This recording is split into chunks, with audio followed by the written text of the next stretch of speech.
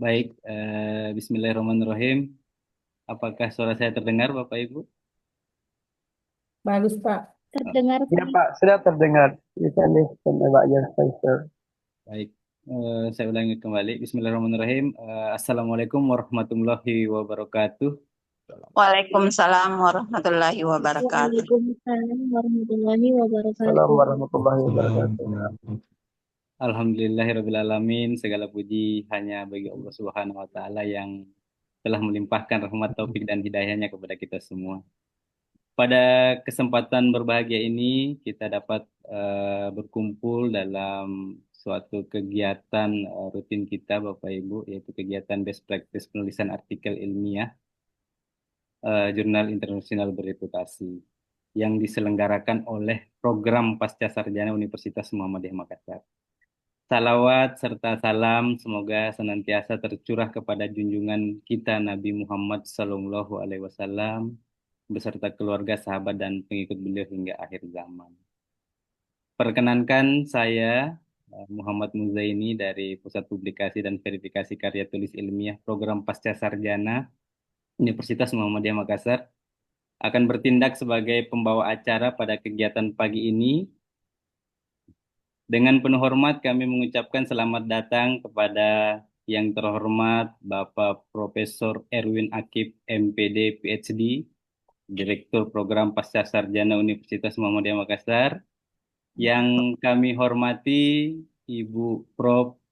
Dr. Endah Sabtuningsih SEMSI dari Universitas Muhammadiyah Yogyakarta selaku narasumber. Selamat datang, Prof. Yang kami hormati para ketua program studi, dosen, serta sivitas akademika program Pasca Sarjana Universitas Muhammadiyah Makassar. Serta yang kami banggakan, Bapak Ibu, teman-teman mahasiswa program Pasca Sarjana Universitas Muhammadiyah Makassar. Baik, Bapak Ibu, dan teman-teman mahasiswa yang sama-sama berbahagia, acara pada hari ini akan berlangsung melalui beberapa agenda pokok. Yang pertama itu akan ada sambutan sekaligus pembukaan acara oleh Direktur Program Pasca Sarjana Universitas Muhammadiyah Makassar. Kemudian ada pemaparan materi inti oleh Ibu Prof. Kemudian yang ketiga itu kita akan ada sesi diskusi dan tanya jawab. Baik Bapak Ibu yang kami hormati, untuk mengawali kegiatan kita pada pagi hari ini, marilah kita dengarkan sambutan sekaligus pembukaan acara oleh Direktur Program Pasca Sarjana Universitas Muhammadiyah Makassar, Bapak Prof. Erwin Akip MPD PhD. Kepada beliau kami persilakan. Terima kasih Pak Dr. Muzaini. Bismillahirrahmanirrahim. Assalamualaikum warahmatullahi wabarakatuh. Waalaikumsalam. Waalaikumsalam warahmatullahi Wabarakatuh. Alhamdulillah wa syukurillah wa la hawla wa la quwata illa billah. Asyhadu an la ilaha illallah wa asyhadu anna Muhammadan abduhu wa rasuluh, amma ba'd. Sama-sama kita hormati, kita muliakan Ibu Profesor Endah dari UMY. Ya. Kemudian Pak Dr. Muzaini sebagai inisiator dan penanggung jawab kegiatan rutin ini. Saya sebenarnya mau mengistilahkan kegiatan ini, Prof, pengajian akademik, ya, supaya ini bisa, kalau pengajian kan bulanan biasanya gitu ya. Biasanya ibu-ibu majelis taklim gitu ya. Nah, ini kita buat pengajian bulanannya nuansanya akademik, dan pembawa kajiannya insya Allah akan berganti-ganti. Nah, bulan ini dengan Prof Endah gitu ya. Teman-teman pimpinan Prodi di Pasca Sarjana yang saya hormati, dan juga ini ada, saya lihat hadir Bapak Rektor Muhammadiyah Jambi nih, Mas Hendra, dan teman-teman dari Muhammadiyah Jambi. Ini saya sengaja, mohon maaf Prof Endah, saya sengaja mengundang teman-teman dari Muhammadiyah Jambi. Kebetulan saya ketua BPH di sana. Dan kemarin Prof Endah mengakses di sana, saya mohon maaf nggak bisa menemani kemarin. Ya. Ya, Prof. Dan terus pada teman-teman mahasiswa program Pasca Sarjana Prof Muhammadiyah Makassar yang hadir pada kesempatan untuk tulis satu. kuis 2 pagi dan ini. kuis 3 cara. Pertama tentu kita bersyukur kehadirat Allah Rabbul Alamin karena pada pagi hari ini kita bisa menghadiri undangan dari PPS Universitas Muhammadiyah Makassar untuk pengajian rutin kita ya dalam konteks akademik yang itu diselenggarakan untuk ya semata-mata untuk meningkatkan kapasitas student kita secara khusus dan juga tentunya bukan hanya student tapi lebih daripada itu dosen juga tentu apalagi kajian-kajian terkait dengan riset ini sangat penting bagi kita di perguruan tinggi. Pertama, tentu kami menyampaikan terima kasih kepada Prof. Endah atas kesediaan waktunya di tengah kesibukannya. Saya tahu beliau lumayan sibuk ya di Universitas Muhammadiyah Yogyakarta ini dengan berbagai aktivitasnya. Namun alhamdulillah hari ini beliau bisa menyempatkan waktu untuk bisa sharing dengan teman-teman nantinya terkait dengan publikasi khusus untuk best practice untuk Scopus dan proceeding dan seterusnya. Nah, kemudian Bapak Ibu khususnya kepada teman-teman mahasiswa, ini kami berharap karena kita sudah bersepakat khusus mahasiswa S3 ini menjadi syarat penyelesaian studi di Universitas Muhammadiyah Makassar program S3 itu Prof itu harus Scopus gitu ya. Kemarin angkatan pertama S3 pendidikannya kami itu sebenarnya dia nggak perlu promosi lagi karena Q1-nya udah ada 2 gitu. Tapi karena itu angkatan pertama, alumni pertama ya kita promosikan gitu kan. Nah itu salah satu contoh yang mungkin nanti bisa diikuti oleh teman-teman ya. Jadi kalau nanti yang udah ada Q1-nya nggak usah promosi gitu ya. Tapi harus Q1 dan bereputasi karena banyak juga yang Q1 abal-abal gitu ya Prof ya. Nah ini yang perlu nanti teman-teman harus pandai memilah dan memilih gitu. Nah kemudian eh, tentu kami berharap melalui forum ini nanti ya khususnya kepada teman-teman mahasiswa ini bisa melahirkan kolaborasi riset ya, kolaborasi riset antara teman-teman mahasiswa dengan dosennya sendiri gitu ya, supaya itu bisa lebih apa namanya hasilnya nanti bisa lebih bagus ya, tentu eh, dengan pendampingan dan pembimbingan dari dosen saya kira akan lebih bagus nantinya. Dan sekali lagi kehadiran teman-teman dari Jambi juga ini harapan saya itu bisa melahirkan kolaborasi riset nantinya, Prof, antara Muhammadiyah Jambi, Muhammadiyah Jogja, dan juga Muhammadiyah Makassar gitu. Ya, jadi nanti kita menginisiasi untuk research collaboration ini ya dalam 3 perguruan tinggi ya dan bersama dengan mahasiswa masing-masing gitu. Saya kira kalau itu bisa kita lakukan ya akan justru banyak melahirkan karya akademik yang mumpuni. Saya kira itu singkat saja dari saya supaya nanti waktunya lebih banyak kepada Prof. Endah. Dan nanti saya mohon maaf mungkin di tengah perjalanan ini saya nggak bisa membersamai. Saya tetap akan ikut lebih awal dulu karena ada kegiatan saya juga yang lain, Prof. Eh, kita buka kegiatan ini dengan sama-sama membaca Bismillahirrahmanirrahim. Bismillah. Asru minallah wa batun karib. Wassalamualaikum warahmatullahi wabarakatuh. Waalaikumsalam warahmatullahi wabarakatuh. Terima kasih kami ucapkan kepada Prof. Erwin Akib, PhD atas sambutan sekaligus arahan yang telah diberikan. Baik, Bapak Ibu, agenda acara kita yang kedua yaitu pemaparan materi yang akan disampaikan oleh narasumber hebat kita yaitu Ibu Prof. Dr. Endah Sabtuningsih, SC, MSc. Kepada Prof kami persilahkan. Izin saya share Ya, PPT-nya, Prof. ya, makasih. Alhamdulillah. Assalamualaikum warahmatullahi wabarakatuh. Waalaikumsalam warahmatullahi wabarakatuh. warahmatullahi wabarakatuh. Alhamdulillah. Asyhadu an la ilaha illallah wa asyhadu anna Muhammadar Rasulullah. Allahumma sholli ala Muhammad wa ala ali Muhammad. Raditu billahi robba wa bil islami dina wa bi Muhammadin nabiyya wa rasulah. Rabbi zidni ilma warzuqni fahma. Amin. Ya, alhamdulillah terima kasih kepada Bapak Prof. Erwin, dan juga Bapak Ibu semuanya, dan termasuk kepada semua peserta yang ada di sini, ada yang dari UM Jambi, ketemu lagi Bu Irma dan teman-teman ini. Dan terima kasih juga kepada para mahasiswa Pasca yang sudah bersedia meluangkan waktu. Kita belajar bersama di sini.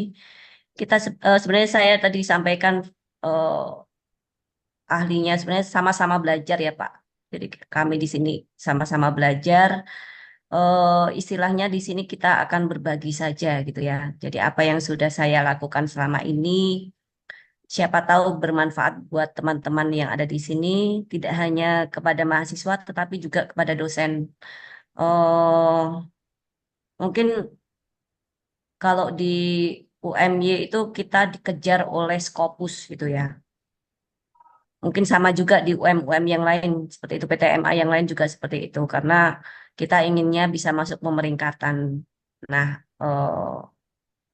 mungkin dari apa yang kita bisa belajar dari apa yang sudah saya lakukan selama ini, siapa tahu bisa bermanfaat buat teman-teman semua yang ada di sini. eh jadi bagaimana kita bisa mengejar artikel di jurnal Scopus itu nanti sebenarnya tidak banyak yang akan saya sampaikan, cuman apa ya istilahnya, sebenarnya kalau mau kita punya target, mungkin kalau untuk mahasiswa dan sudah diwajibkan berarti itu kan harus ya. Nah, untuk dosen juga paling tidak kita punya target 1 tahun itu harus ada minimal kasus gitu. Kalau sudah punya target, dan itu harus penulis pertama, jangan hanya sebagai penulis kedua. Kalau nanti penulis Anda semua sudah, nah ini Bapak Ibu yang dosen di sini mau mengejar guru besar, kalau itu hanya penulis kedua nggak bisa dipakai. Jadi harus 3 tahun berturut-turut penulis pertama, itu bisa dipakai selama 3 tahun. Nah, nanti setelah itu kita harus produk lagi. Nah, bagaimana kita bisa mengejar menulis artikel ilmiah yang terstruktur, lalu tajam, lalu juga layak dipublikasikan di jurnal internasional yang terindeks Scopus. Karena saya bidangnya ekonomi lingkungan, nanti mungkin contoh-contoh yang saya berikan nanti lebih ke bidang ekonomi lingkungan. Intinya bagaimana sih kita bisa punya daya pukau, ya daya pukau itu artinya kalau reviewer baca tulisan kita itu mereka terpukau sehingga eh, kontribusi yang kita berikan di dunia akademik itu memang layak untuk dihargai di jurnal mereka. Nah, itu yang perlu kita lakukan untuk bisa tembus ke high impact journal artikel. Nah, komponennya itu ada berapa? Sebenarnya ada 6 komponen pentingnya.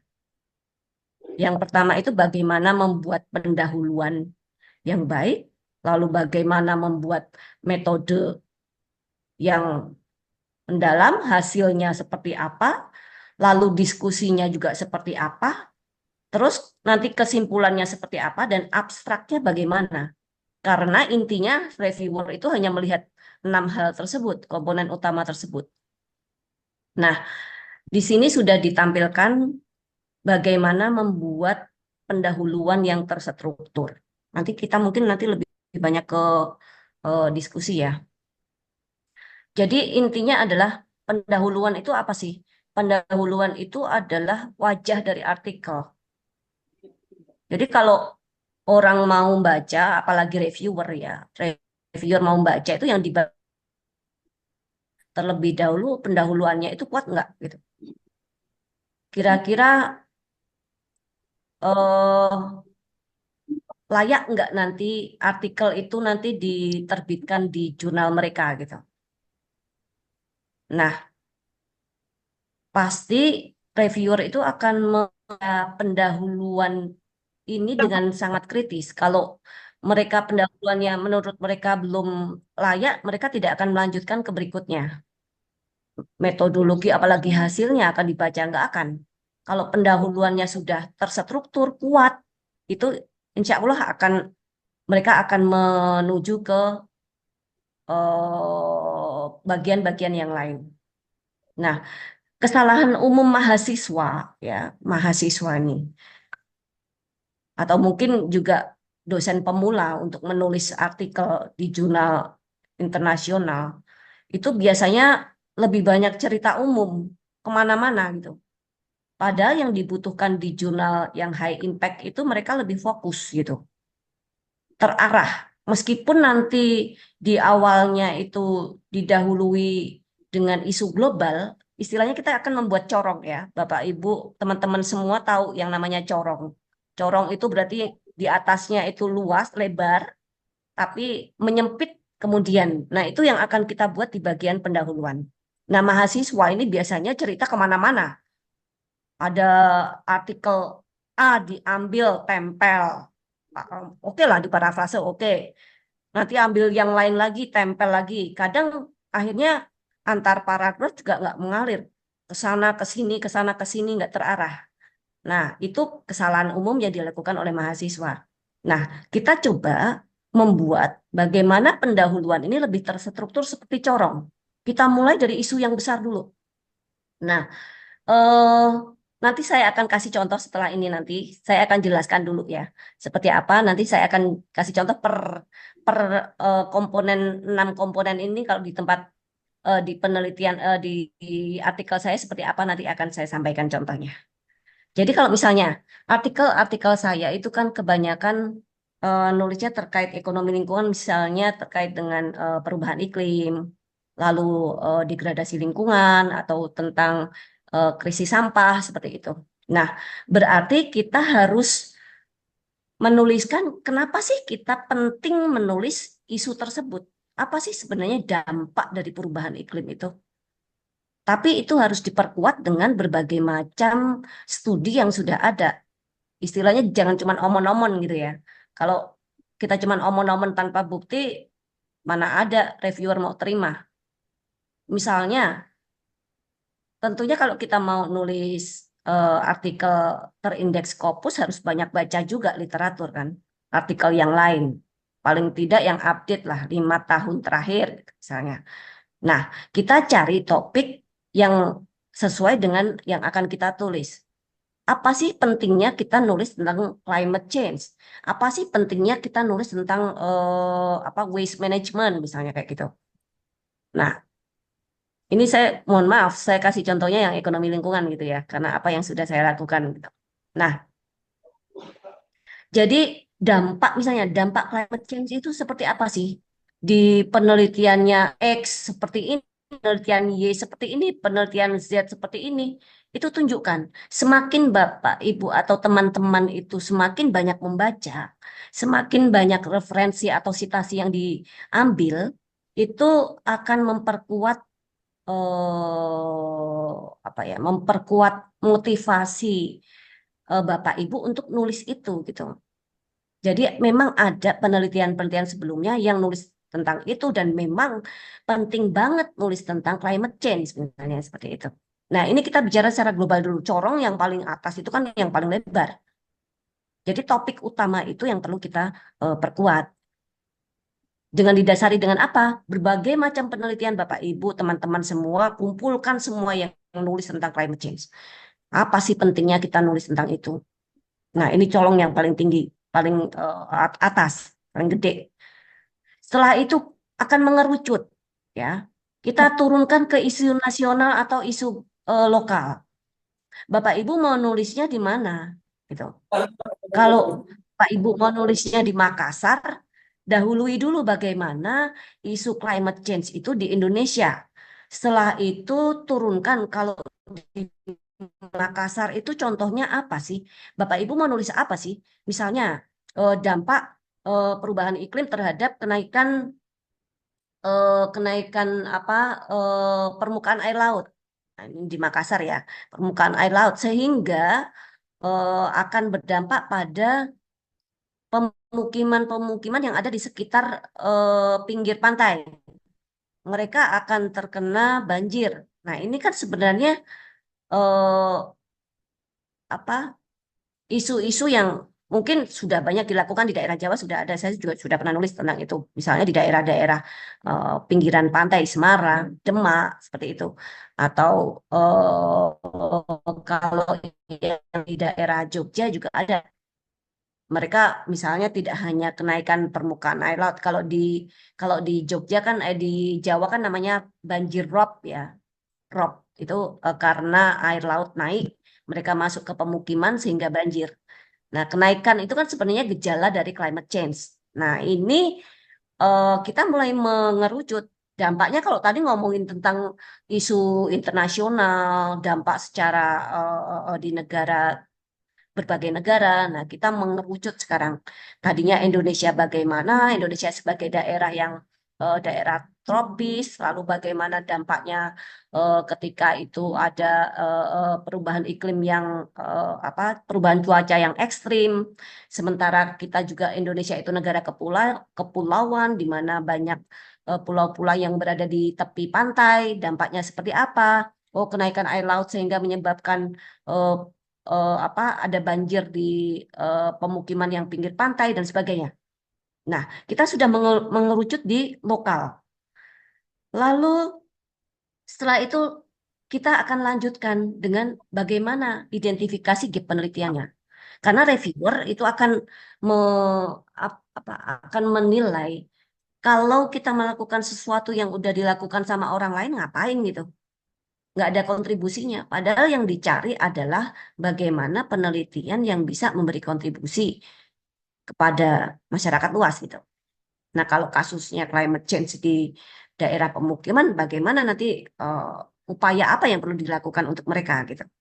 Nah, maka kita perlu lanjutkan dengan gap penelitian. Tunjukkan apa yang belum dikaji oleh orang lain. Jadi jangan sampai kita hanya sekedar nulis. Belum banyak penelitian menulis tentang valuasi ekonomi dampak perubahan iklim.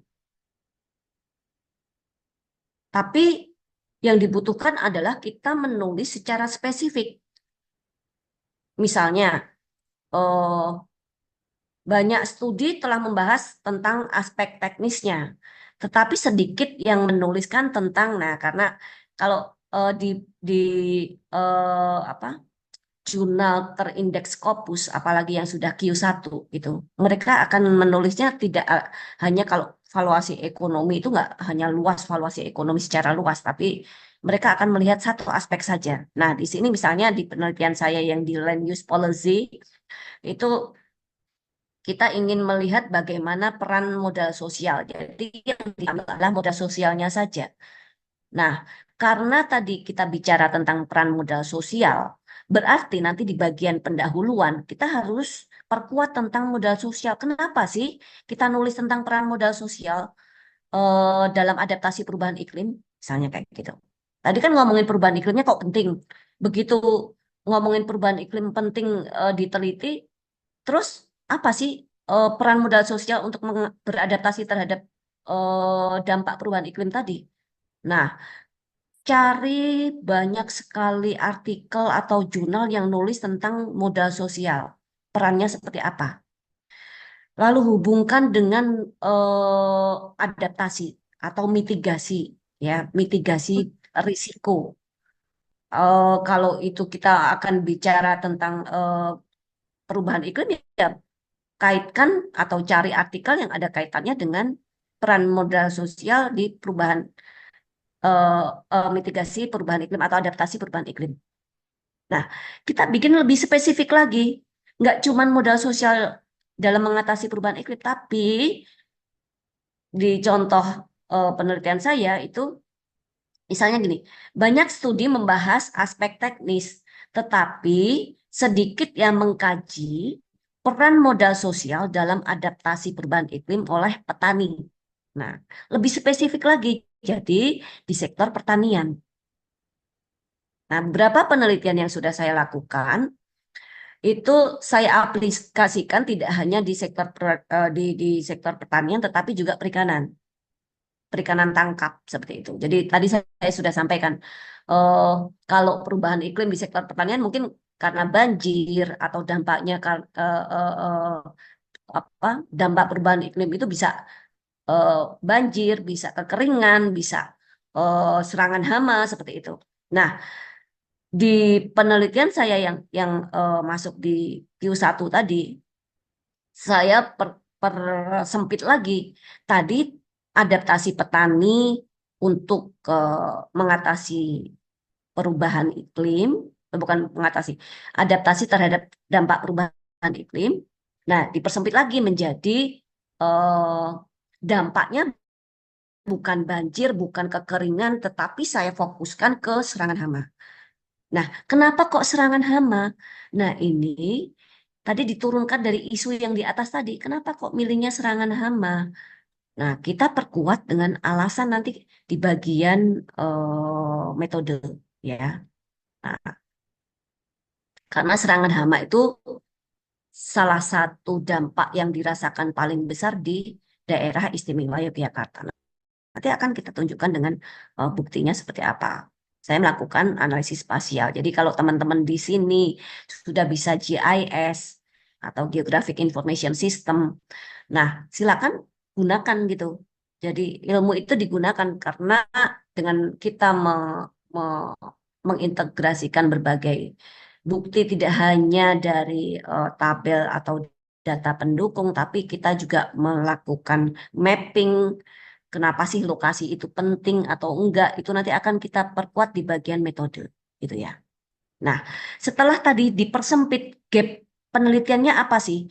Oh, ternyata peneliti ini akan apa? Melihat sesuatu yang berbeda dari yang lain. Yang lain mungkin lebih ke aspek teknisnya, tetapi peneliti ini ternyata ingin melihat hanya aspek modal sosialnya saja, dan itu di sektor pertanian dan hanya berupa dampak berupa serangan hama saja di sektor pertanian, bukan banjir, bukan apa namanya kekeringan. Nah, jadi lebih spesifik, berbeda dengan yang lain. Itu yang dicari oleh reviewer. Jadi teman-teman nanti bisa mencari isu. Nah, ini teman-teman yang pasca sarjana nih, apalagi dari awal sebenarnya bisa sudah mulai dipikirkan saya akan meneliti apa, atau mungkin akan lebih membuat yang lebih spesifik dari entah itu kalau yang magister nanti dari skripsinya, atau yang ngambil doktor dari tesisnya lebih sempit lagi. Nah, itu bisa juga lebih spesifik. Lalu kita tutup tadi, kita sudah tahu gap penelitiannya, ditutup dengan apa? Research objektif yang jelas. Jadi ketika kita melihat isu itu penting, setelah itu ternyata memang isu itu ada di nasional ataupun di lokal, lalu ada gapnya berbeda dengan studi sebelumnya. Nah, kita tutup dengan tegas bahwa studi ini bertujuan untuk, nah karena tadi gapnya adalah mengkaji peran modal sosial untuk adaptasi perubahan iklim, maka di tujuannya kita tuliskan untuk menganalisis peran modal sosial terhadap apa? Willingness to pay petani melakukan adaptasi perubahan iklim. Seperti itu. Sehingga corong ini menjadi jelas, semakin mengerucut dari yang isu besar sampai dengan tujuan penelitian. Sehingga reviewer bisa menyimpulkan penelitian ini penting, relevan, dan juga punya celah kontribusi. Jangan sampai jurnal yang Q1 itu menerima artikel yang nggak punya kontribusi. Gitu.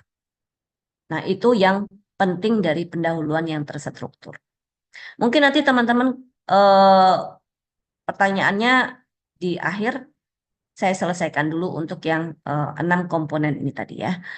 Terus untuk selanjutnya, next.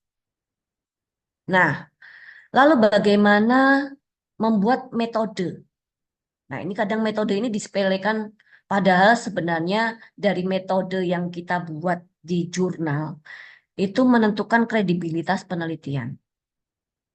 Nah, metode ini ketika teman-teman itu membuat metode itu memang harus terukur, lalu harus transparan dan mengalir. Nah, nanti bisa bisa dicontohkan eh,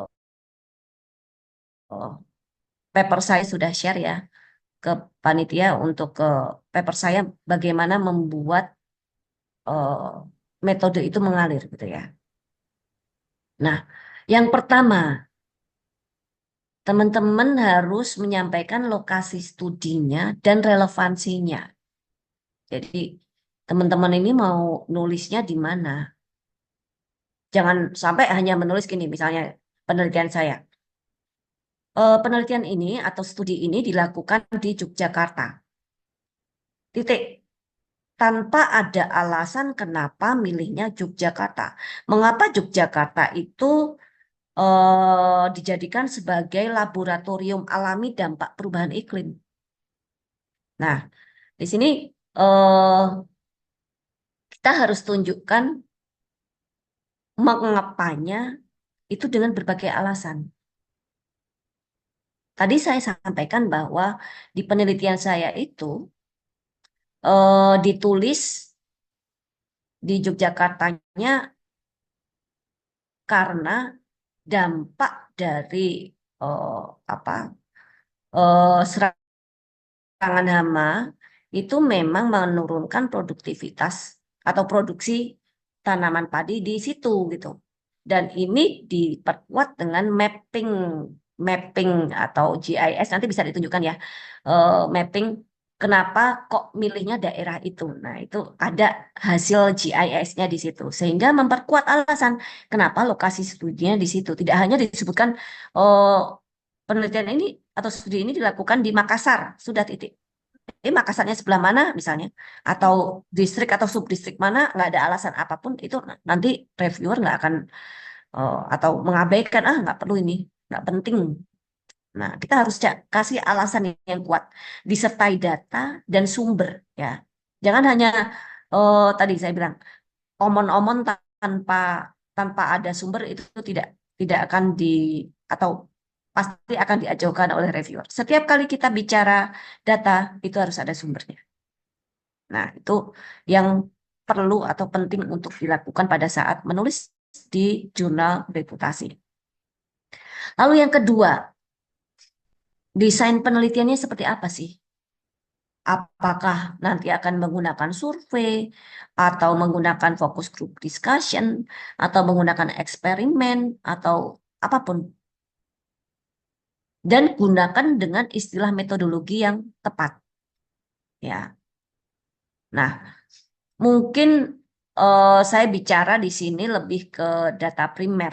Nah, kalau data sekunder silakan nanti teman-teman kalau pakai data sekunder ya sampaikan desain penelitiannya seperti apa. Ya.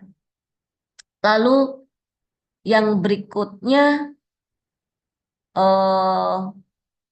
kalau tadi disampaikan menggunakan survei, harus jelas surveinya itu metodenya seperti apa. Misalnya kalau pakai samplingnya seperti apa metodenya. Terus apa namanya? Mungkin kalau dependennya adalah instrumen juga ya. Itu harus disampaikan juga. Yang ketiga, detailkan variabel dan instrumennya. Misalnya,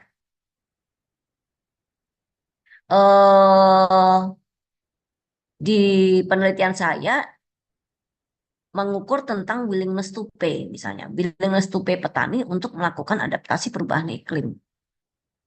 Lalu menggunakan variabelnya karena tadi mengukur peran modal sosial, di situ digunakan misalnya trust atau kepercayaan, atau mungkin juga digunakan partisipasi dengan komunitas, di dalam komunitas misalnya diukur dengan itu. Atau mungkin ada tidaknya keluarga, anggota keluarga yang di luar area atau di luar daerah seperti itu. Nah, itu harus dijelaskan dengan detail setiap instrumen itu. Kalau misalnya willingness to pay, cara mengukurnya bagaimana? Nah, itu harus disampaikan. Nah, ketika menyampaikan seperti itu, berikan contoh misalnya pertanyaannya, ya. WTP-nya itu pertanyaannya seperti apa? Sampaikan di situ. Jadi reviewer jelas, oh dia itu nanyanya seperti ini. Terus nanti dari sini terus diapakan, habis ini diapakan. Nah, itu harus jelas didetailkan di dalam instrumen dan variabel. Lalu yang berikutnya adalah alur analisisnya. Kalau di penelitian saya itu menggunakan regresi logistik atau binari logistik, maka jangan hanya kita sampaikan bahwa studi ini dianalisis menggunakan regresi logistik tanpa memberi alasan kenapa kok logistik, kok makanya bukan yang multiple aja misalnya, kenapa kok nggak pakai OLS aja misalnya. Nah, apa kelebihan dari binari logistik dibandingkan dengan yang lain? Kalau itu pakai model skala, lalu pengujian validitasnya seperti apa, nah itu perlu disampaikan di dalam alur analisis. Dan perlu diingat bahwa metode yang jelas itu membuat penelitian itu replicable. Artinya apa? Kalau Bapak Ibu itu metodenya jelas, detail, itu orang akan menjadikan penelitian Bapak Ibu itu diacu oleh penelitian yang lain. Ini kita bisa lihat dari sitasi. Nah, ini penting bagi pasca sarjana UM Makassar. Kalau mau masuk ke pemeringkatan, berarti sitasinya harus tinggi. Jadi jangan sampai kita membuat suatu penelitian yang penting banyak ya di Scopus tapi nggak disitasi orang. Itu akhirnya nggak punya dampak kan. Kita meneliti itu kan tujuannya berdampak bagi yang lain. Nah, kita ukur dengan tingginya sitasi. Nah, apalagi Scopus. Kalau Scopus diukur dari sitasi Scopusnya. Kalau yang mensitasi bukan yang Scopus itu nggak dihitung. Yang dihitung yang sesama Scopus gitu. Nah, bagaimana kita bisa disitasi oleh orang lain? Maka kita buat metode itu yang jelas, detail, sehingga orang mau melihat. Tidak hanya metodenya, tadi juga di bagian pentingnya topik itu juga dijadikan alasan orang akan mensitasi seperti itu. Salah satu indikator artikel yang kuat di Scopus itu adalah replicable. Ya. Bisa digunakan atau diacu oleh orang lain dengan melihat apa? Melihat citasinya berapa. Next. Berikutnya. Nah, kalau kita sudah menulis metodenya jelas, maka kita harus membuat hasilnya itu menarik. Ya.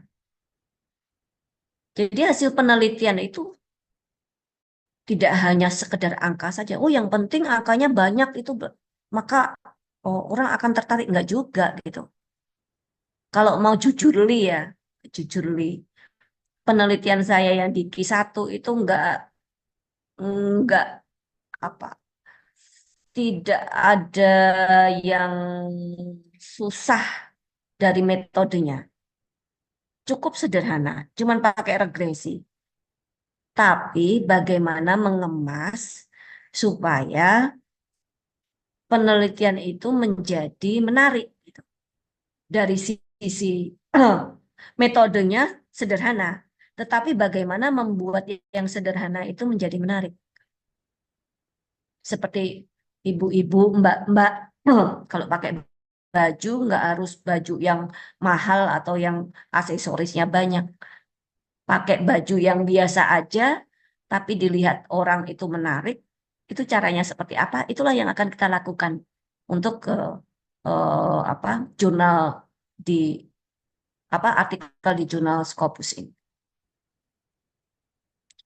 Banyak penulis pemula itu ngisi tabel penuh angka gitu, tapi nggak ada narasi.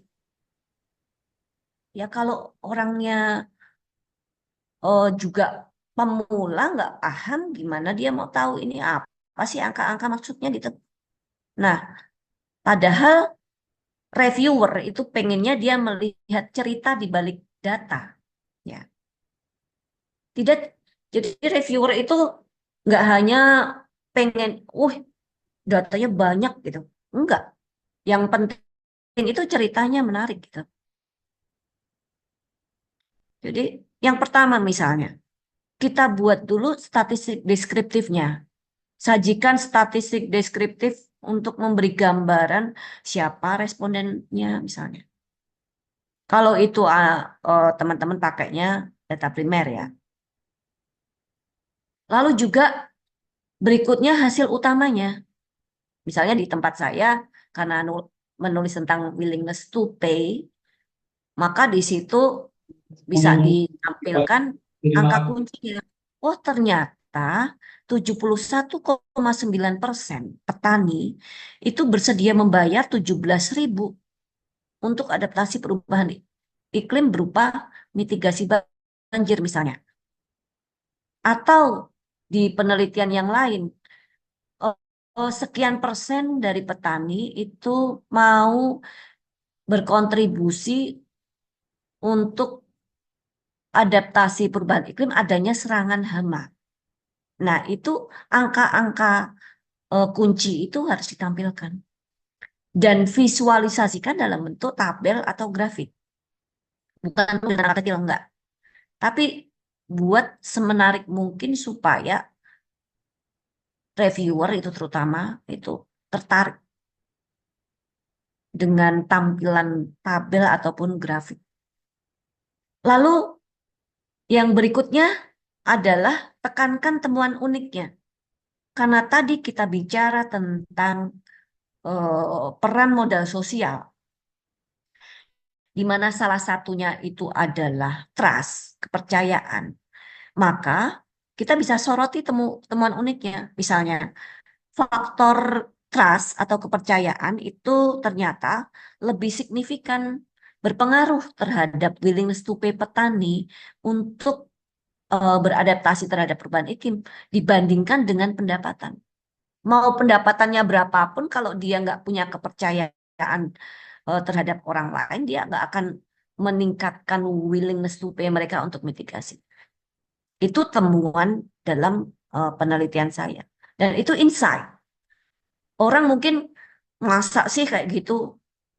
Tapi nyatanya memang di penelitian ini itu menunjukkan bahwa trust itu lebih berpengaruh dibandingkan pendapatan gitu. Dan perlu diingat bahwa hasil yang menarik itu bukan berarti hasil yang heboh gitu. Tapi hasil yang memberi novelty dan relevansi. Jadi kalau orang belum kepikiran ternyata, oh iya toh ternyata kepercayaan itu punya pengaruh penting buat petani. Mereka mau beradaptasi terhadap perubahan iklim. Belum tentu petani yang punya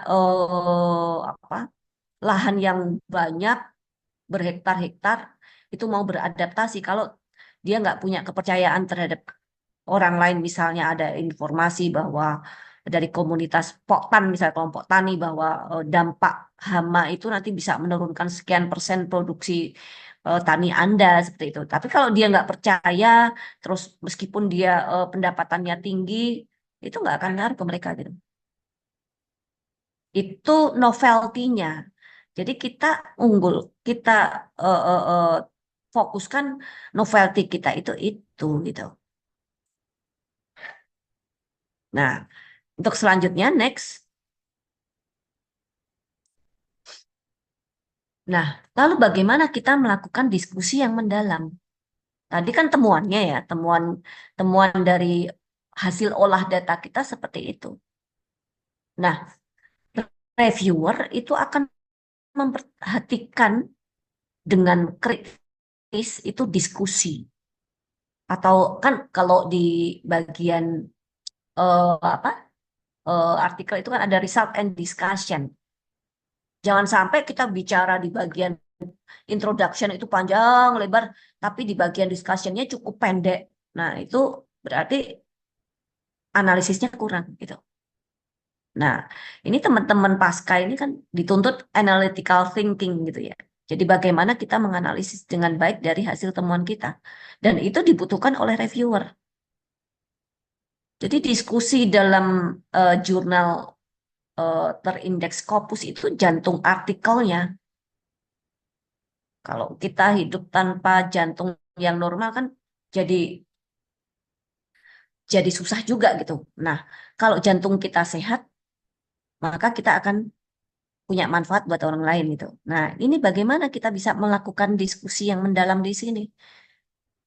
Dan di bagian discussion ini kita akan diuji intelektualitas kita. Banyak mahasiswa nih, apalagi mahasiswa S1. Semoga di mahasiswa S2 enggak ya. Kalau mahasiswa S1 kan copy paste gitu. Hasil copy paste di bagian kesimpulan, cuman mengulang gitu. Mengulang hasil dengan menggunakan kata yang lain. Nah, itu yang banyak dilakukan oleh mahasiswa. Nah, itu enggak dibutuhkan oleh reviewer dari jurnal bereputasi. Jadi di bagian diskusi ini harus menjawab mengapa hasil ini terjadi, lalu artinya apa gitu. Caranya bagaimana? Caranya kita menghubungkan hasil dengan literatur yang sudah kita kumpulkan. Kalau ternyata hasil yang kita berikan itu berbeda dengan sebelumnya, kita tanyakan mengapa kok berbeda gitu. Apakah karena konteksnya apa misalnya karakteristik ekonominya berbeda antara daerah satu daerah dengan daerah lain atau satu negara dengan negara yang lain misalnya atau kebijakan yang dibuat itu berbeda atau bagaimana sehingga memberikan hasil yang berbeda dengan literatur yang kita acu. Nah, lalu kita beri apa? Kita harus jelaskan dulu hasilnya mengapa seperti itu.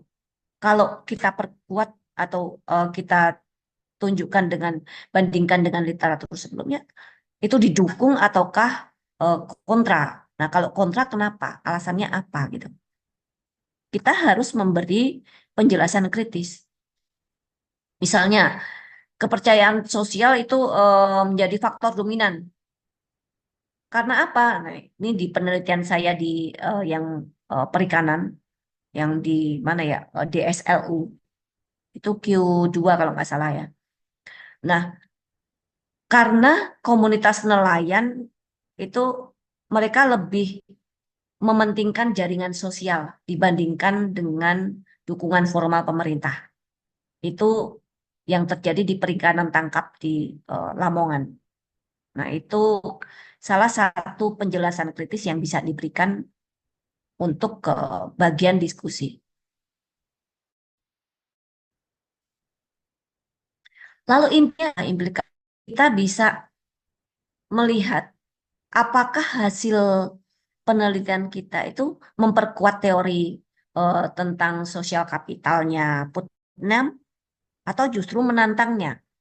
Nah, atau kontra dengan teori tersebut. Kita harus posisikan penelitian kita ada di mana gitu. Lalu implikasi praktisnya juga harus kita tampilkan. Fondasi bagi pembuat kebijakan itu seperti apa? Bisa untuk atau untuk seperti apa? Nah,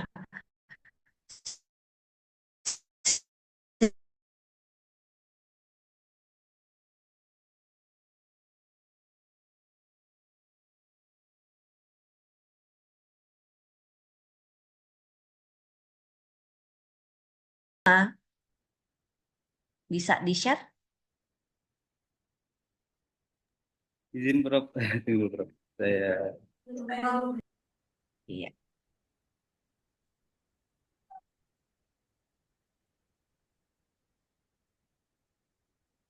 Nah, ya bagian yang kelima, bagaimana membuat kesimpulan yang ringkas.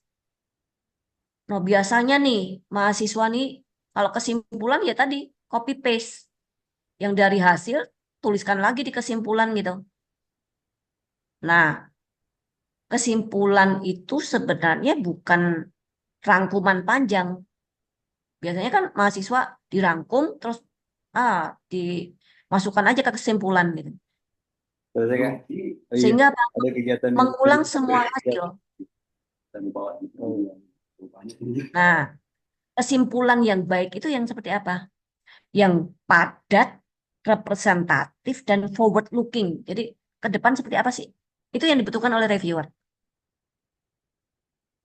Dan langsung aja menjawab pertanyaan penelitiannya apa. Kalau tadi di depan di introduction itu tujuannya adalah untuk misalnya ngukur willingness to pay, adaptasi, lalu peran modal sosial terhadap WTP untuk beradaptasi perubahan iklim. Langsung aja jawab bagaimana perannya misalnya.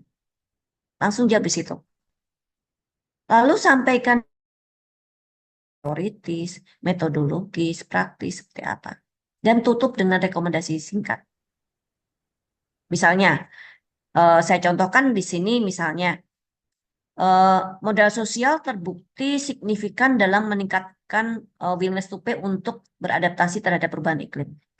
Implikasi kebijakannya adalah program adaptasi harus memperkuat jaringan sosial petani, misalnya melalui poktan, melalui koperasi, dan sebagainya. Sehingga di bagian kesimpulan ini cukup ringkas saja, ringkas tapi kuat. Sehingga apa?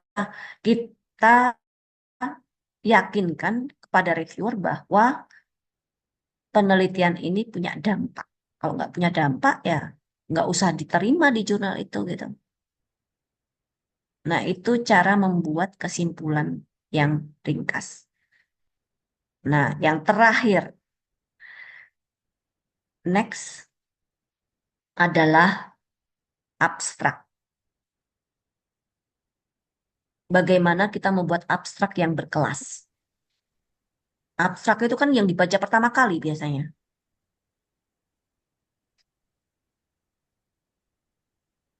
Jadi kalau istilahnya kalau saya ke UM Makassar, terus ketemu sama Prof.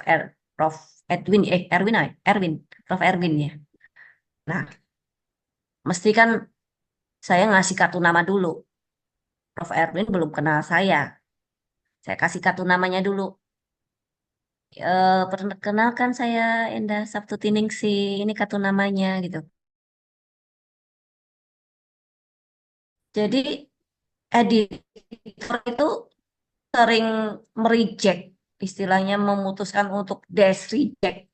Itu hanya membuat abstrak, lihat abstraknya aja, nggak mutu ini, nggak usah lempar gitu.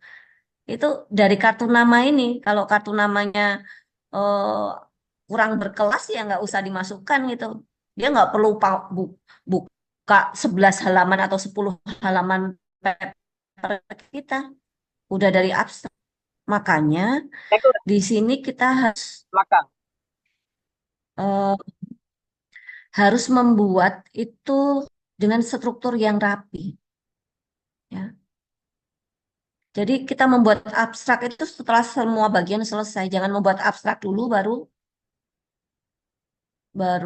apa namanya pendahuluan dan seterusnya. Karena abstrak itu mencerminkan penelitian kita yang ada di artikel itu. Yang pertama yang ditulis apa? Latar belakang itu kenapa topik itu penting. Tadi saya sudah sampaikan. Jadi sebagian kecil dari introduction tadi. Tujuannya apa? Harus spesifik. Research objektif harus spesifik. Singkat tapi jelas. Mau menggunakan apa? Setelah itu hasilnya. Sebutkan angka kuncinya. Bagaimana kalau misalnya Anda belum selesai buat artikel, sudah Anda bikin abstraknya? Angka kuncinya kan nggak tahu ketemunya berapa. Nah, maka di abstrak ini kita sertakan angka kunci apa sih, misalnya sekian persen petani itu bersedia untuk melakukan adaptasi perubahan iklim sekian gitu misalnya. Kepercayaan atau trust itu ternyata eh, lebih berpengaruh dibandingkan pendapatan. Nah, itu kan kalau kita sudah selesai melakukan diskusi tadi. Dan hindari jargon yang berlebihan. Abstrak itu sebaiknya memang yang apa ya, kalimatnya yang kalimat yang bisa dibaca oleh orang umum, meskipun itu dari bidang yang lain. Jadi jangan berharap yang baca paper kita itu hanya dari yang sesama program studi kita atau ilmu kita atau rumpun ilmu kita. Enggak. Apalagi kalau kita punya penelitian yang multidisipliner, itu sangat sangat menjual. Artinya ketika abstraknya menarik, terus bidangnya itu bisa dipakai oleh eh, bidang atau disiplin ilmu yang lain, itu cukup bagus. Seperti eh, tulisan saya di Yale Land Use Policy, itu yang mensitasi tidak hanya dari ekonomi, dari pertanian, dari teknik gitu. Karena apa? Karena isunya memang isu multidisipliner. Jadi dan kalau mungkin untuk ke UM Makassar juga ya, kalau pengen pendidikannya tinggi ya mulai membuat penelitian yang lebih ke multidisipliner gitu ya. Berkolaborasi dengan prodi yang lain gitu. Nah, abstrak ini buat yang bisa dipahami oleh peneliti di bidang yang lain. Dan anggap abstrak dari teman-teman ini adalah iklan. Kalau Bapak Ibu pasang iklan, itu kalau iklannya nggak menarik kan nggak langsung di skip kan.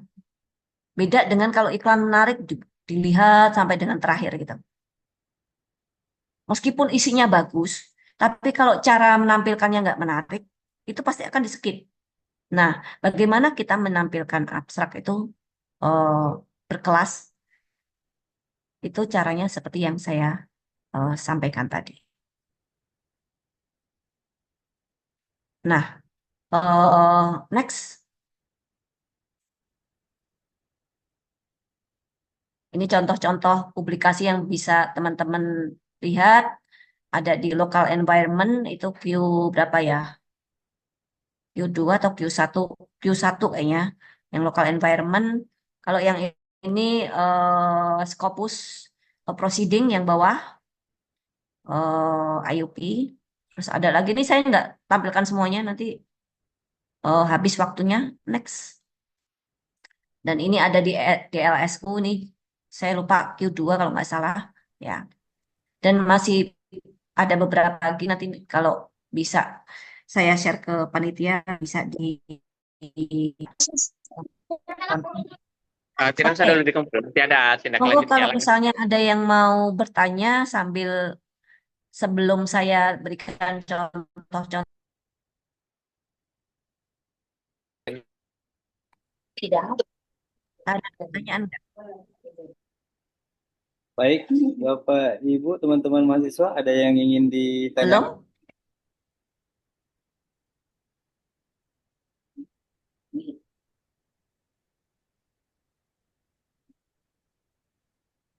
Kalau belum, saya akan lanjutkan contohnya dulu. Oh iya, baik Prof. I- PDF Prof yang ditampilkan Prof.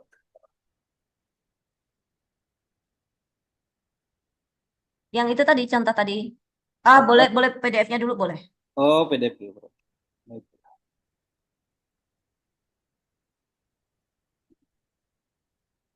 Saya izin buka dulu Prof. Ya.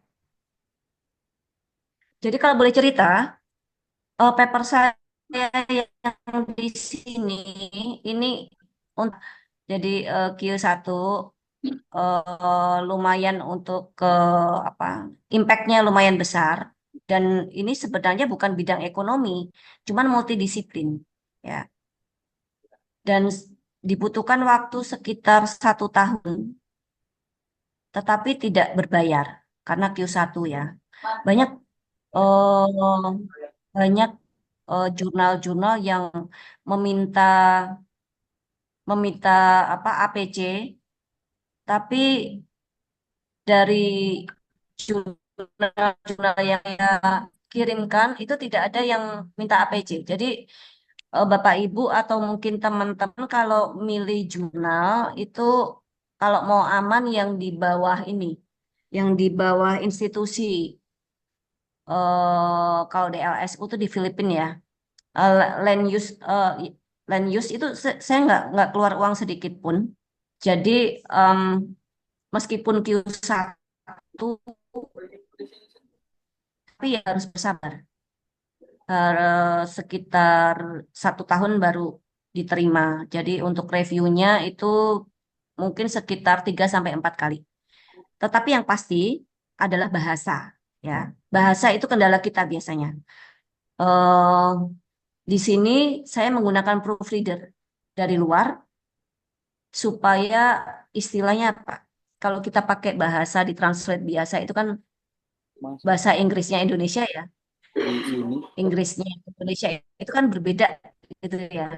Dan kalau dibaca orang luar gitu. Nah, pastikan kalau memang mau masuk di Q1 atau Q2 itu pakai proofread eksternal. Oke lah kita keluar uang sedikit tapi kans untuk diterimanya lebih gede. Nah, itu yang saya lakukan. Jadi pakai proofread dari luar. Dan untuk bahasa di sini saya tidak ada revisi terkait bahasa. Alhamdulillah. Hanya kemarin revisinya kalau hanya sedikit aja. Kalau misalnya apa ya, tadi saya sudah sampaikan, kalau teman-teman membuat pernyataan itu lampirkan citasinya dari mana. Jangan hanya membuat misalnya oh sekian meningkat apa misalnya atau produksi padi menurun dikarenakan serangan hama. Udah tanpa ada sumbernya. Itu yang ditanyakan oleh review sehingga kita perlu melakukan apa? Melakukan revisi. Termasuk juga ketika ada kalimat itu perkuat. Itulah gitu. Nah, usahakan niat kita nggak seperti itu gitu. Sehingga apa? Artikel kita nanti bisa punya kontribusi, entah itu teori, entah itu metode, entah itu kebijakan. Sehingga apa tadi saya bilang, citasinya jadi tinggi. Kalau citasi tinggi, nanti yang seneng Prof. Erwin nih. Nanti kita punya UM Makassar bisa apa pemeringkatannya juga bisa tinggi gitu. Nah, ini contoh dari introduction saya nanti bisa dibaca bisa di share nanti ya sama teman-teman. Next turun itu introductionnya. Jadi kita perkuat di bagian apa isu gedenya. Nah, mulai masuk ke lokal. Ini daerah istimewa Yogyakarta. Saya tunjukkan dengan hasil penelitian saya. Ini hasil penelitian saya yang menggunakan GIS yang menunjukkan bahwa pest attack itu ternyata mayoritas dialami oleh pertanian di Yogyakarta, bukannya apa kekeringan ataupun banjir. Yang banjir itu hanya yang biru, kekeringan yang diarsir. Ternyata dampak dari perubahan iklim yang paling gede itu pest attack. Makanya saya akan fokus ke pest attack. Nah, itu alasan kita harus kuat kalau misalnya mau nulis suatu penelitian harus spesifik, tidak terlalu luas sehingga kita punya kontribusi di situ. Nah, next kita perkuat dengan gambar di situ. Lalu diperkaya juga dengan berbagai literatur yang ada di bawah. Kenapa sih kok kita fokusnya ke peran modal sosial? Maka berbagai literatur yang nulis tentang peran modal sosial itu kita masukkan di situ. Nah, bagian metode, tadi saya sudah sampaikan, bikin metode yang terstruktur. Nah, di sini yang pertama adalah study site. Study site-nya, tadi saya sampaikan, jangan hanya bilang dilakukan di Yogyakarta atau di Kulon Progo, tetapi perkuat dengan alasan kenapa sih kok milihnya Kulon Progo. Nah, di sini saya sudah sampaikan bahwa wilayah pertanian di Provinsi DIY itu ternyata vulnerable-nya itu lebih ke pest attack dibandingkan banjir sama kekeringan. Itu ditunjukkan di figur 1. Nah, itu ditulis di situ. Termasuk juga ada 15.000 hektar itu terjadi penurunan produksi dari tahun 2016 35 sampai 40 kayak gitu. Karena apa? Karena serangan hama. Dan itu terjadi di Kulon Progo. Makanya alasan kenapa milihnya Kulon Progo ada tunjukkan di bagian study site atau lokasi itu harus penting. Jadi harus perkuat kenapa milih lokasi tersebut. Setelah itu baru kita bicara tentang desain and administration. Nah, di sini kita perlu sampaikan kita menggunakan metode survei, terus eh, nanti akan apa? Dihitung willingness to pay mereka dengan menggunakan CVM. Nah, itu perkuat apa? Dengan studi-studi yang sudah menggunakan CVM. Dan langkah-langkah untuk mencari angka willingness to pay itu berapa, tunjukkan di sini. Started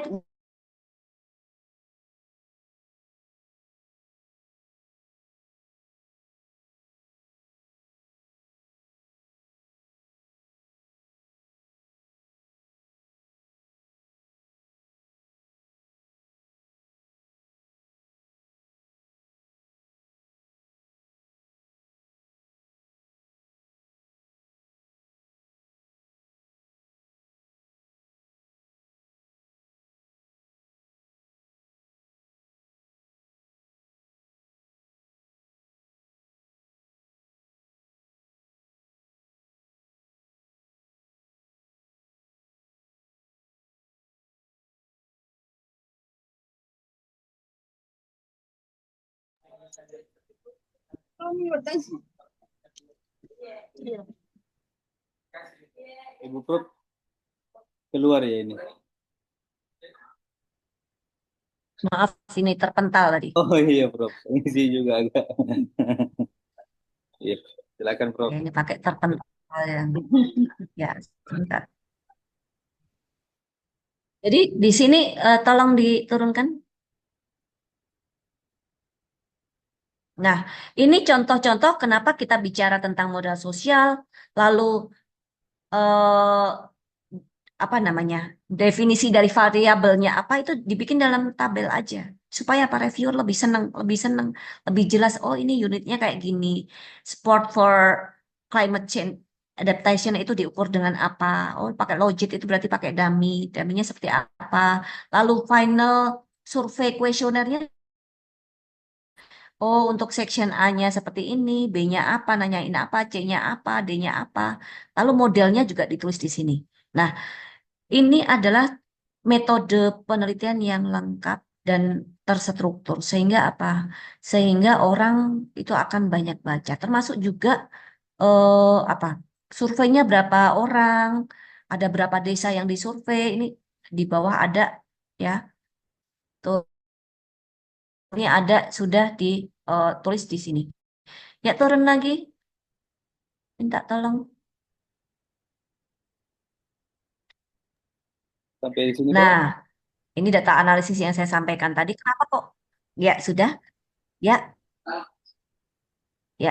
Nah, kenapa kok pakainya logistik? Apa sih keunggulannya? Nah, itu sudah ada di sini, dituliskan di situ. Nah, baru kita masuk ke discussion yang tadi saya sampaikan. Angka-angka kunci itu tuliskan. Nggak perlu bicara panjang lebar dan sebagainya, masing-masing variabel ini nggak perlu. Tapi langsung aja angka kuncinya aja. Tadi kita bicara tentang willingness to pay, berarti angka kunci tentang willingness to pay. Oh, ternyata 70% orang itu willing, 70% itu orang willing untuk menyisihkan pendapatannya untuk eh, apa namanya, adaptasi perubahan iklim. Baru nanti di bagian discussion itu silakan, kalau dari sosial demografinya bagaimana, terus dikasih penjelasan untuk aset seperti apa dan seterusnya, minta tolong diturunkan. Ya, itu dari variabel-variabelnya sampai dengan turun ke bawah.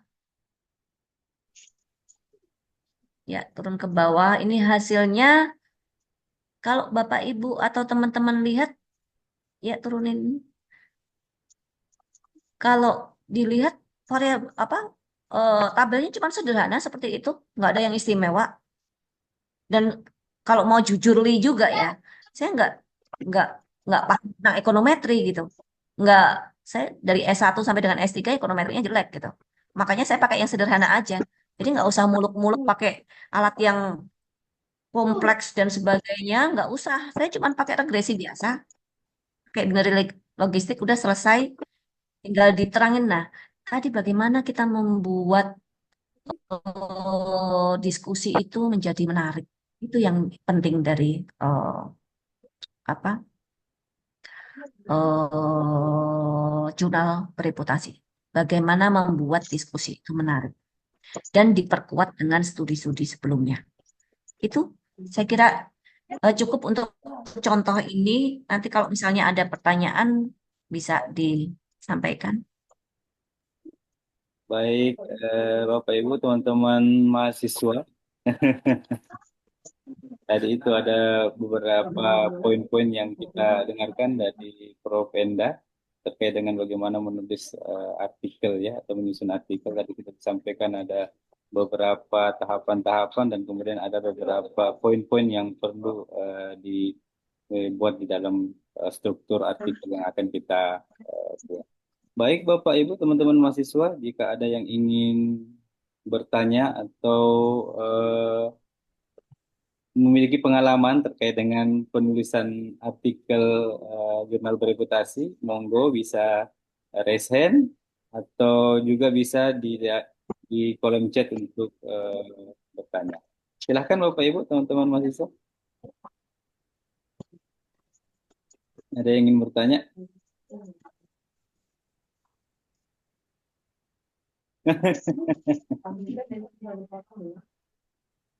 Biasanya di awal itu yang bingung nyari jurnal ya Pak, Oh iya, benar Bu. Kalau kami ya, di sini juga banyak yang konsultasi terkait dengan ya hal kan? tersebut. Ya. Ya. Kalau sudah punya abstrak, itu bisa nanti pakai Journal Finder, ya. Pakai Journal Findernya Elsevier, itu bisa. Nanti tinggal dipilih. Jadi saya dulu milih Land Use Policy itu dari Journal Finder. Jadi kita bisa lihat butuh waktu berapa lama untuk ke apa prosesnya, lalu berapa persen yang bisa relevan dengan jurnal mereka dengan memasukkan abstrak gitu. Ya. Nanti kita bisa ngukur, oh kalau ini relevansinya kurang, oh kalau yang ini gede, tapi ini lama, oh kalau yang ini potensinya kecil, jadi jangan di sini. Nah, itu kita bisa gunakan Journal Finder gitu. Itu Jurnal ya, Finder. terutama untuk yang Scopus. Ya, ya. Baik itu Ya, juga. silakan monggo. Ini Bu Maria mau nanya nih, Bu Maria. Silakan Bu Maria.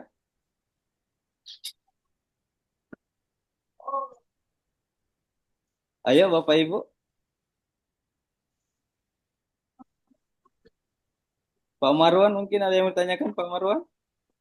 Wah, sudah selesai nih Pak Marwan ya. Sudah selesai Pak ya.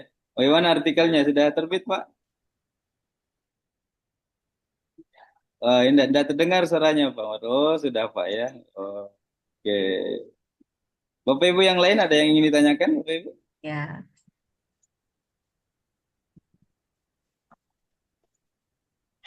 Silahkan. Resen bisa juga di kolom chat. Siapa yang Oh, Ibu Andi Aswani. Silakan Andi Aswani. Saya ini mohon maaf lagi nggak bisa on cam, belum ada kamera, saya punya device. Ya, Ya, silakan. silakan Ibu. Ya, Bu, ini izin, ini kan Q1 yang mau saya tanyakan, apakah dalam penyusunan Ibu ada menggunakan AI dan kemudian mungkin jika Ibu tahu, kebetulan saya lagi cari juga ketika misalnya saya menggunakan AI untuk mengenerate katakanlah memperbaiki struktur kalimat, apakah untuk menyimpan citasinya atau apa istilahnya memberikan informasi bahwa ini ada sebagian bantuan dari penggunaan AI itu seperti apa ya? Ya kan kita tahu untuk Scopus Ya. itu kan mereka punya double ini kan apa scanning untuk memungkinkan bisa ini biar lebih apa istilahnya kita sajikan jujur ini ide kita tapi ada bantuan AI untuk menyimpan ininya apa misalnya katakanlah kita mengutipkan misalnya Agrowal 1996. Kalau AI itu untuk menyimpan itu bahwa kita ini hasil dari generate dari ide kita itu seperti apa gitu. Terima kasih. Oke, Ya, baik. makasih Bu Andi Aswani ya. Iya, Ibu. Ya, em, kita tahu bahwa kita nggak bisa terlepas dari AI. Tapi jujur li ya, kalau mau jujur li, saya pakai ini nggak pakai AI. Q1 ini nggak pakai AI. Ya, jadi sebenarnya kalau mau pakai AI, itu yang saya gunakan hanya untuk mencari artikel relevan. Ya, itu lebih aman. Ya, jadi kita gunakan AI itu sebagai alat bantu, bukan untuk membuat misalnya paper dari awal sampai dengan akhir gitu. Itu banyak mahasiswa yang pakai kayak gitu. Ketika di AI detector itu 99%. Ya. Jadi mereka pakai pakai AI fully itu dideteksi ternyata bisa 90-an persen itu pakai AI gitu. Dan itu ketahuan gitu, bisa tahu gitu. Dan jangan sampai itu terjadi di jurnal Scopus. Jadi selama ini kalau saya pakai AI itu digunakan untuk membantu mencari referensi, ya, membantu mencari referensi. Begitu referensinya sudah selesai, sudah punya, kita kumpulkan di dalam folder, baru kita memilah mana yang bisa kita gunakan, mana yang enggak gitu. Nah, ketika kita misalnya akan menemukan suatu topik yang relevan, terus kita eh, jadikan satu menjadi itu kan kita bisa bantu dengan AI, tapi bukan kita menulis papernya itu dengan AI, tapi hanya membantu menemukan apa sih kebaruan kita dibandingkan dengan yang lain, misalnya seperti itu. Tapi kalau menulisnya itu kita sendiri. Tapi kalau kita pakai bantuan AI, langsung copy paste, kita pakai atau kita gunakan misalnya untuk parafrase, terkadang AI itu masih bisa terdeteksi. Seperti itu. Jadi fungsi AI itu membantu kita mempermudah entah itu mencari referensi yang update atau eh, mencari kebaruan dari berbagai macam literatur. Seperti itu, Bu. Tapi untuk yang Q1 ini, jujur li, saya tanpa AI. Seperti itu. Itu tahun 19, Bro. 2020 belum ada, Ibu. Iya, 2020 belum ada AI-nya. Ya, seperti itu. Dan ya, Prof. Erwin, Udah lanjut, Prof. Nggak apa-apa, Prof. Menarik ya, nih ini AI Prof. ini. Ini juga pasti pengalamannya juga banyak ini, Prof. Berbagi juga di sini nih. Ya, monggo. Saya tambahkan Tapi dikit ya penjelasannya Prof. Endah nih. Memang kalau AI itu saya kemarin Q1 juga kan Prof. Ya itu udah ada AI tapi alhamdulillah jurnal saya yang saya gunakan untuk syarat guru besar itu tanpa melalui AI gitu. Ya, itu viewer gitu kan. Nah, sebenarnya kalau saya sih ya AI it's okay lah, boleh-boleh saja lah kita gitu ya. Kan ada chat GPT apa segala macam, kemudian ada yang di eh, apa itu Google punya kan. Itu it's fine lah. Tapi itu bagi saya itu mengarahkan kita yang tadi Prof Enda katakan mengarahkan kita untuk membaca, memudahkan kita untuk menemukan referensi yang sebenarnya gitu. Ya, itu bagi saya, Prof. Karena biasanya kan dalam satu rangkaian tulisan di AI itu misalnya kita memasukkan, anggaplah di dalam keilmuan saya, assessment for learning.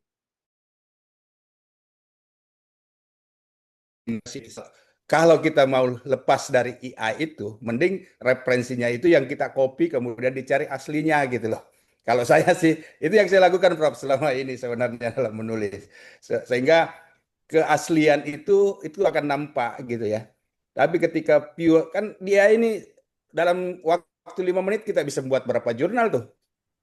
Kalau kita mau melakukan ya, tapi kan eh, apa yang kita peroleh kan jadinya nggak ada sebenarnya. Kalau hanya sekedar mau nampak, tapi ya kalau dilakukan AI detektor juga ya kerja beberapa kali kita kan. Nah, saya bukan apa ya memanfaatkan itu bagi saya oke-oke aja, tapi lagi-lagi itu sama pemahaman saya dan Prof. Enda itu dijadikan sumber referensi sajalah, jangan jadikan hal yang kemudian itu menyusun pemikiran Bapak Ibu dengan AI gitu ya, jangan menjadi sesuatu yang utama gitu kan. Ya saya kira itu Prof. Sama kurang lebih pemikiran saya kayak gitu. Silakan Ya, Pak. makasih Prof. Ya, Izin lagi dikit. Ya, Iya, silakan. terima kasih. Pak. Ya. Yang saya maksud itu seperti ini, Prof. Bantuan dia memang alat bantu, bukan fokus ke bahwa AI yang menyusun, tapi lebih kita memanfaatkan ke generate-nya. Nah, misalnya cara ininya menunjukkan bahwa ini ada bantuan AI. Maksud saya itu penulisan citasinya itu, misalnya apakah di apa namanya dalam kurung bantuan by AI gitu. Misalnya kita mengolah data di Viewer kan dalam kurung apa sumber olah data by Viewer ataukah menggunakan aplikasi gambar by aplikasi APK XXX seperti itu maksud saya karena kemarin sempat mengikuti seminar juga penggunaan AI itu boleh saja untuk mengenerate kan terkadang kita ada ini ya apa dalam menulis itu kita kadang kalau saya bilang mentok untuk menyambungkan ide satu ke ide yang lain per paragraf itu kan terkadang kita ada generate sedikit. Nah, itu yang saya maksud agar ketika masuk ke apa Turnitin itu terdetek dan terlihat bahwa oh ini dia si penulis ini mengakui ya bahwa ada bantuan AI seperti itu yang saya maksud. Cara cara menuliskan kutipan itu sumbernya ada bantuan generate AI itu yang saya maksud agar lebih lebih fair ke ini kan ke rumah jurnal yang kita tuju apalagi ini Scopus kan mereka double ini double agak aplikasi. izin Prof ya, Itu izin apakah Prof ada? bukan memotong ya, izin. Kalau saya tadi itu yang saya katakan, Anda mencari sumber kan di AI itu kan kelihatan juga sumber aslinya mana gitu kan? Ya gitu ya Bu Andi ya. Biasanya Iya, Prof. kalau dalam satu Cuma jurnal misalnya Anda menulis bla bla iya. bla bawah gitu kan, di situ nanti ada sumbernya, source-nya apa gitu. Nah, source Iya benar, Prof. Cuma itu yang Anda copy gitu. Kemudian baca aslinya kembali. Kan ini sekali lagi tadi Prof. Enda katakan, AI itu hanya membantu kita, mengarahkan kita ke bacaan itu. Ini sama pemikiran saya. Nanti sumber asli itulah yang kita akan, misalnya nanti Anda mengutip tulisannya Prof. Enda. Begitu Anda menuliskan, itu akan keluar tuh dia punya jurnal. Nah, dari situlah yang Anda sebenarnya menjadi referensi yang sebenarnya kalau saya. Karena kalau Anda mengatakan kalau saya ya, saya nggak tahu kalau yang pakar AI ini, tapi bagi saya eh, lebih aman rasanya kalau mengambilnya dari sumber asli gitu, ya. Itu insya Allah akan ini ya, akan lebih aman lah ya, tidak terlalu direpotkan oleh reviewer lah ya. Nah, hanya kan sekarang karena perkembangan ini, ya reviewer juga tentu mengikuti itu, tentu punya punya alat deteksi untuk mendeteksi tulisan-tulisan yang bersumber dari AI gitu kan. Nah, supaya tidak terlalu repot ibu nanti berurusan dengan itu, ya mending cari sumber aslinya. Kalau paling tidak ya 5 tahun terakhir itu tadi yang Prof. Enda sampaikan gitu. Gitu Bu Andi. Boleh izin? Ya silakan Ya, Prof. Prof. ya. Mungkin Bu Andi ini menyampaikan bagaimana membuat sesuatu itu mengalir dengan menggunakan generate AI ya. Terus akan ditampilkan sumbernya adalah dari AI gitu. Selama ini kalau di Scopus itu kita tidak menemukan bahwa sumbernya AI gitu. Jadi kalau misalnya mau mengenerate, sebenarnya tadi fungsi dari fungsi dari proofreader itu sebenarnya akan membuat apa ya, tulisan kita itu menjadi lebih cantik seperti mutiara. Nah, itu sebenarnya itu. Kadang kita membuat tempel sana, tempel sini, nggak nyambung seperti itu dengan proofreader yang baik, yang sudah bonafit, itu mereka akan membuat itu menjadi cantik seperti mutiara. Kadang kita nggak kepikiran itu apa namanya, ini kok nggak nyambung ke sana ke sini, ngomong A habis itu ngomong B balik A lagi gitu kan. Nah itu kalau eh, sepengetahuan saya sebenarnya kita sendiri ya, kita lebih banyak mengasah bagaimana membuat sesuatu itu mengalir gitu. Tetapi saran saya tidak perlu menggunakan AI. Tapi itu tadi mungkin semakin banyak kita menulis, kita akan lebih eh, terampil membuat. Emang kalau ngomong gampang ya, ngomong bikin paragraf mengalir itu gampang, itu memang gampang memang kalau ngomong aja, tapi kalau Ya. prakteknya memang agak susah gitu. Saya juga mengajari teman-teman mahasiswa juga kayak gitu, tapi eh, meskipun kita sudah bikin, saran saya menggunakan proofreader aja, Bu. Jangan menggunakan AI gitu. Jadi dan apa, kalau kita mau jujur dengan Scopus bahwa kita menggunakan AI, saya kira tidak perlu seperti itu gitu. Tapi kita bikin aja eh apa ya? Susah juga ya ngomongnya gimana cara membuat. Mungkin bisa belajar dari Bu, sebenarnya gini Bu, asisten saya itu kan, saya kalau eh, nulis itu kan dibantu asistennya. Saya sebenarnya cuman suruh asisten saya lihat paper saya tadi, Bu. Tapi dia sudah tahu caranya membuat. Oh, habis ini kayak gini. Oh, habis ini kayak gini, gini. Jadi kita acu aja yang sudah punya Q1, satu aja itu. Itu insya Allah nanti bisa bantu menjadi acuan untuk yang lain. Mau masuk Q2, Q3, itu mengacu Q1, insya Allah lebih mudah. Jadi cara membuat paragrafnya seperti apa, tapi tidak perlu menggunakan AI seperti itu sih. Ya, makasih Bu Andi.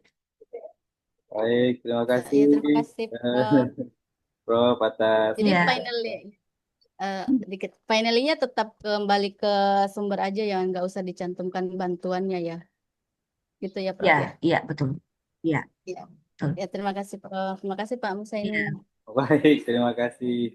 Dan perlu diketahui juga Bapak Ibu kan makasih. di jurnal-jurnal itu kan ada etikanya ya Bapak Ibu ya. Biasanya itu jurnal-jurnal bereputasi juga itu menyampaikan bahwasanya ini tidak boleh menggunakan AI dan lain sebagainya ya Bapak Ibu ya. Langsung dikasih keluar. Baik. Baik Bapak Ibu, ada lagi yang ingin mau ditanyakan karena waktu kita ini juga sudah hampir mendekati berakhir. Jika tidak ada, Zuhur. iya udah mau duhur ini di waktu Indonesia bagian tengah.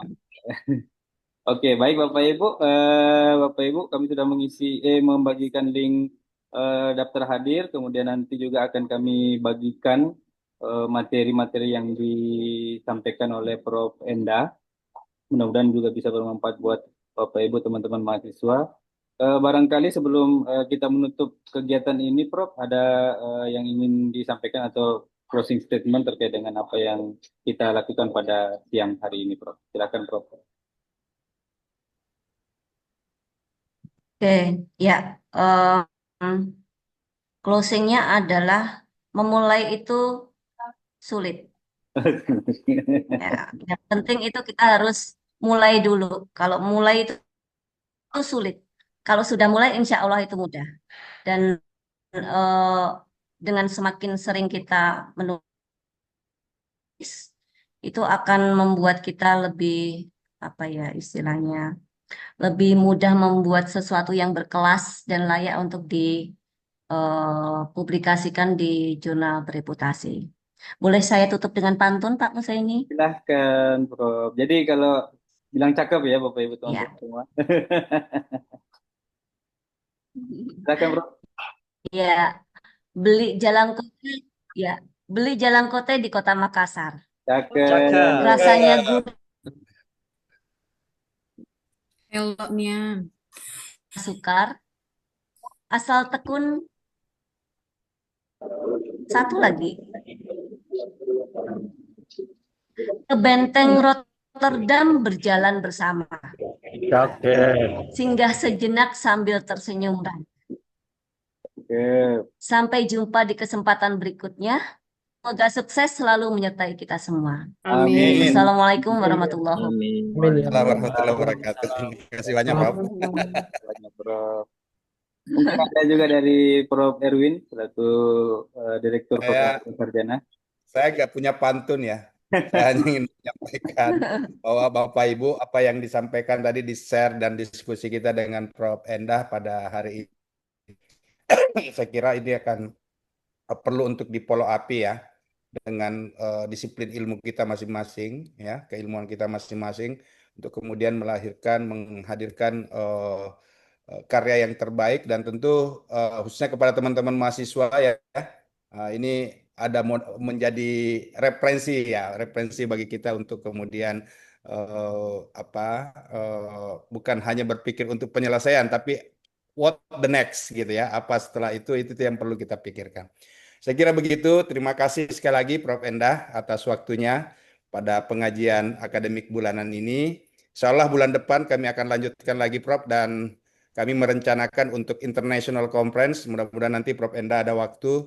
Kita akan kolaborasi bersama UMY, kemudian UM Jambi ya sebagai co-host ya untuk kemudian kita bisa lebih banyak lagi berinteraksi dengan multidisiplin kita ya. Saya kira begitu.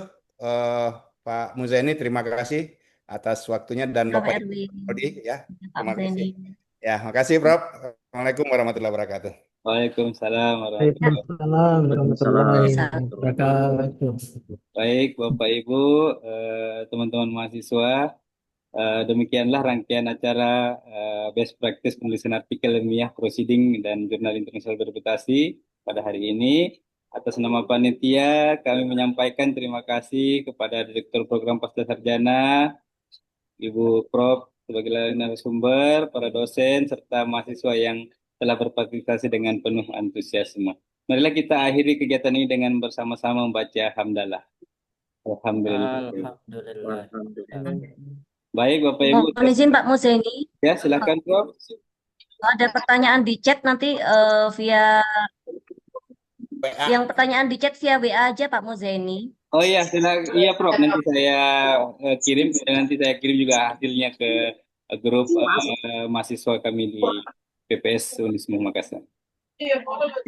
Baik, terima kasih Bapak Ibu semua. Bila bisa berkata khairat. Assalamualaikum warahmatullahi wabarakatuh.